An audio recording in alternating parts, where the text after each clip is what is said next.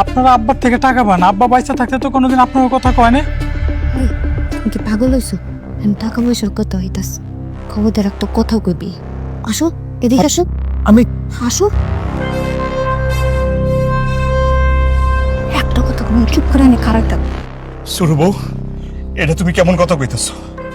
বাপ কি খালি একা আমার? বাপ যেমন আমার, বাপ শিয়ামেরও। জি, আব্বা যতদিন বাচ্চা ছিল ততদিন আমগো সবাই বাপ্পা ছিল। আব্বা এখন মরে গেছে, আব্বা এখন শুধু রাইসা, তুমি কোন আক্কেলে এইসব কথা কইতেছো? নাকি মরার আগেই বিবেক বুদ্ধি সব কবরে চলে গেছে? এই তোমাকে নাটক বন্ধ করো, তোমাদের নাটক দেখতে আসি নাই তো। পাওনা টাকা নিতে আসছে, দাও এন থেকে জায়গা। ভাই, আব্বা তো মারা গেছে গতকাল রাইতে। এখন যদি মাটি না দেই, দাফন কাফন না করি, তাহলে তো সমস্যা হইব। আব্বার দাফন কাফন হোক, তারপর আপনার লগে কথা কই। আরে পরেরটা পরে, সব বাদ দাও। লাশ দাপন হয়ে গেলে না কেউ টাকা দিতে চাই না। এখন তোমরা দুই ভাই আসো, আমগো কাছে কও যে তোমরা কে টাকা দিবা। সব নগদ নগদ টাকা নিয়ে এখান থেকে যাবো আমরা। ভাই, ভাই, হাত জোর করে অনুরোধ করতেছি ভাই, আমার আব্বার লাশটা দাফন করার ব্যবস্থা করে দেন। দাফন কাফন শেষ হোক, তারপর আপনাদের সাথে বসবো আমি।